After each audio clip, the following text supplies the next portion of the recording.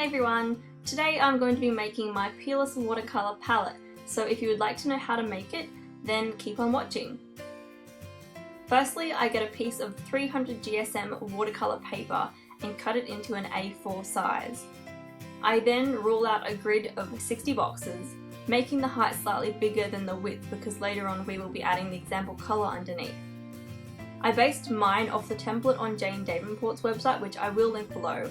However, depending on how many colours and palette size you want, the grid dimensions will be different. Once you're done ruling up your grid, it should then look something like this. I then placed my watercolours in an order that I liked. However, the colour that you're seeing now is the back of the watercolour, and that's only an example of what the colour might look like. So what I did was, I took a little sample of each colour and then reorganised them in the order that I actually liked of their true colour. Then I went ahead and numbered each one from 1 to 60, just in case I need to replace one or something like that, and it just makes life so much easier. Once I finish numbering them, I then rule out the size I want to glue onto my palette. I made mine a little bit smaller than the boxes on the grid, and I also made the height a bit shorter so that I could fit the watercolour example underneath like I said before.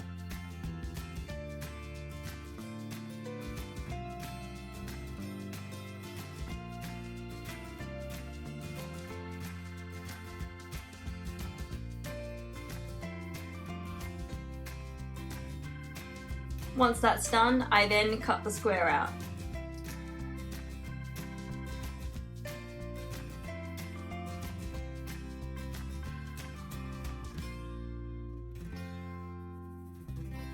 Instead of ruling out the size on every single piece of watercolour, I took the already cut out piece and put it on the other colours. Then I just traced around that piece. This made the process so much easier and quicker. This part was quite time consuming, so what I did was I went ahead and traced 10 of them and then cut out 10 and then traced the next 10 and then cut out the next 10, etc. just to mix it up a bit because it was a bit boring and very repetitive. And here's what my cutout pieces look like so far. Then I got a piece of clear plastic and I then cut it to size to fit inside my watercolour palette. I couldn't find just a single piece of plastic, so that's why I got this kind of folder thing and then just cut it up. It was super cheap, so it didn't really matter.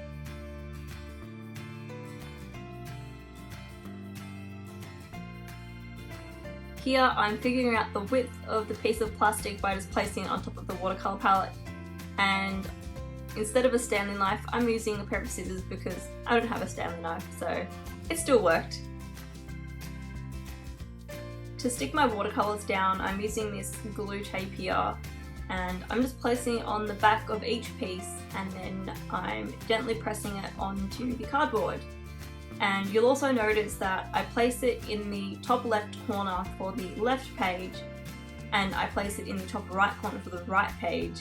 I just found that to be so much easier than trying to place it in the middle of the box, just because I could line up exactly and have it straight, and so that means all of them were straight and in order.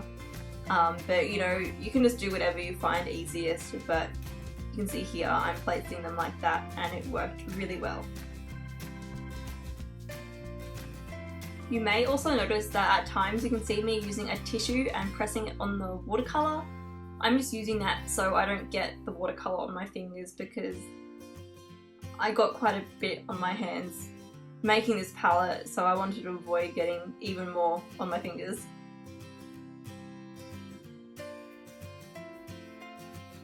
Once I finished gluing them down, I then took my kneadable eraser and just erased all the lines that I had drawn beforehand.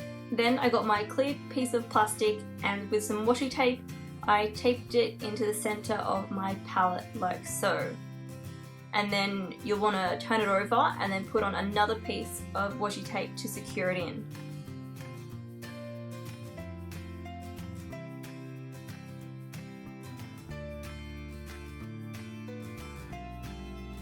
The last thing to do is to put the watercolour example underneath each piece and I did this using my Pentel Aquash brush. I hope you all enjoyed the tutorial and that you found it helpful. If you want more info on the watercolours, then I'll put some links below from where I bought mine and that kind of stuff.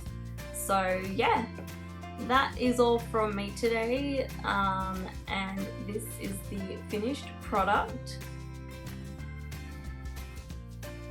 I hope you guys are having a fantastic week, and I'll see you guys in my next video. Bye! I also decided to buy the Pentel Aquash brush, which you're probably thinking, what is that? As you can see, it is Japanese design since there's Japanese text all over this, and basically I got this one and I got this one here.